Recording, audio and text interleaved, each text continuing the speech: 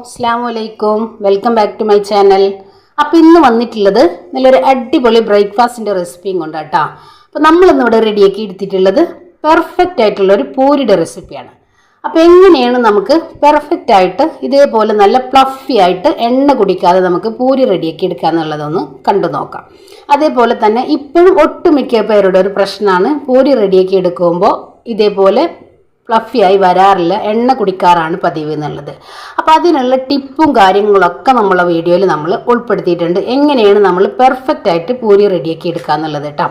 അപ്പോൾ വളരെ സിമ്പിളാണ്, നമുക്ക് പെട്ടെന്ന് തന്നെ റെഡിയാക്കി എടുക്കാൻ പറ്റിയിട്ടുള്ള ഒരു അടിപൊളി ബ്രേക്ക്ഫാസ്റ്റ്. അപ്പോൾ എല്ലാവരും ട്രൈ ചെയ്ത് നോക്കുക, ഫീഡ്ബാക്കും കൂടെ അറിയിക്കുക.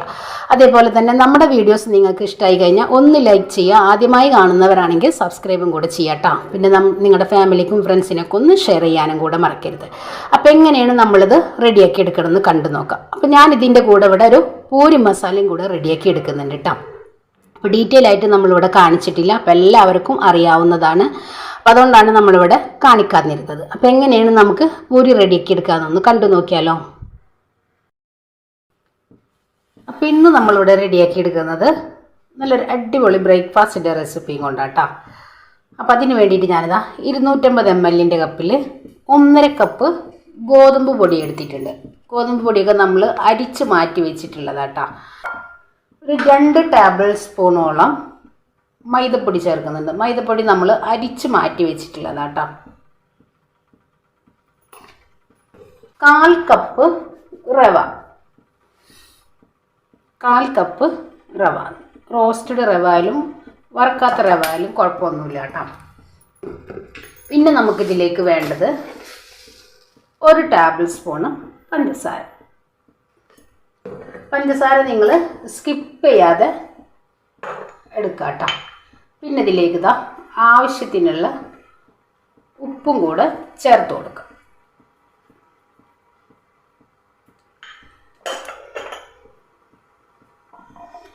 ഇനി നമുക്കിത് നല്ല പോലെ ഒന്ന് മിക്സ് ചെയ്ത് എടുക്കാം. ചെറിയ ചൂടുവെള്ളത്തിൽ നമുക്കിത് കുഴച്ചെടുക്കാം കേട്ടോ. അതെല്ലാം നിങ്ങൾക്ക് പച്ചവെള്ളത്തിൽ കുഴച്ചെടുക്കണമെങ്കിൽ അങ്ങനെയും കുഴച്ചെടുക്കാം, എങ്ങനെയായാലും കുഴപ്പമൊന്നുമില്ല. ഇനി ഞാനിതാ ചെറിയ ചൂടുവെള്ളത്തിൽ നമുക്കിതൊന്ന് കുഴച്ചെടുക്കാം. ഒത്തിരി വെള്ളം കൂട്ടി കുഴക്കരുത് കേട്ടോ.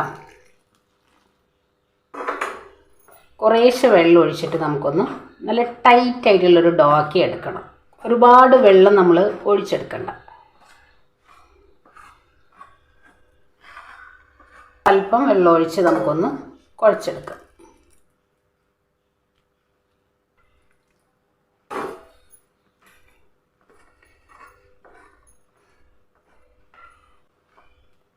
ഇത്രയും മതി. ഇനി നമുക്കിത് കുഴച്ച് നല്ല പോലെ നമുക്കൊന്ന് സോഫ്റ്റ് ആക്കി എടുക്കണം. ഇനി നമുക്കിതിലേക്ക് വെള്ളം ഒഴിക്കേണ്ട ആവശ്യമില്ല കേട്ടോ. ഈ ഒരു നനവിൽ വേണം നമ്മൾ കുഴച്ച് സോഫ്റ്റ് ആക്കി എടുക്കാൻ വേണ്ടിയിട്ട്. ഇനി നമ്മൾ വെള്ളം ഒഴിക്കുമ്പോൾ നമ്മൾ എണ്ണയിലിട്ടിട്ട് നമ്മുടെ പൂരി വറുത്തെടുക്കുമ്പോൾ പൊള്ളച്ച് വരെയില്ല, എണ്ണ നല്ല പോലെ കുടിക്കുകയും ചെയ്യും. അപ്പോൾ ഇനി ഞാനിത് കൈ വെച്ച് നല്ല പോലെ ഒന്ന് കുഴച്ചെടുക്കാം. ഒന്ന് കുഴച്ചെടുക്കാം. ഇനി ഞാനിതാ കൗണ്ടർ ടോപ്പിലേക്ക് ഇട്ടിട്ട് നമുക്കൊന്ന് നല്ല പോലെ ഒന്ന് കുഴച്ചെടുക്കാം. ഒരുപാട് വെള്ളം ഒഴിച്ച് കയ്യിൽ ഒട്ടിപ്പിടിക്കും വിധത്തിൽ നമ്മൾ പൂരിക്ക് മാവ് റെഡിയാക്കി എടുത്തു കഴിഞ്ഞാൽ നമ്മൾ എണ്ണയിലേക്ക് ഇട്ടെടുക്കുമ്പോൾ നല്ല പോലെ എണ്ണ കുടിക്കുകയും ചെയ്യും. ബൗളിലേക്ക് തന്നെ നമുക്കിതൊന്ന് വെച്ച് ഒരല്പം എണ്ണ ഇതിൻ്റെ മീതെ ഒന്ന് തൂത്ത് കൊടുക്കുക.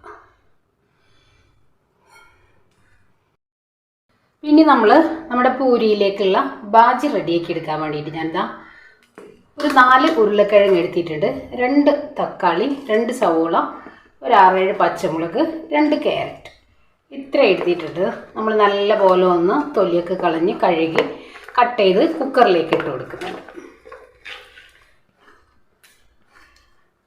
ഇനി ഇതിലേക്ക് ഞാൻ ഒരു ചെറിയ കഷ്ണം ഇഞ്ചി ഒന്ന് മഞ്ഞൾപ്പൊടിയും കൂടെ ഇട്ടിട്ട് ആവശ്യത്തിനുള്ള വെള്ളം ഒഴിച്ച് നമുക്ക് കുക്കറിലൊന്ന് ഒരു 3 വിസിൽ വരെ റെഡിയാക്കി എടുക്കാം.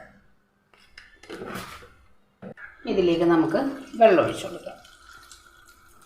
നമ്മൾ ഒരല്പം ഉപ്പും കൂടെ ചേർത്ത് കൊടുക്കാം.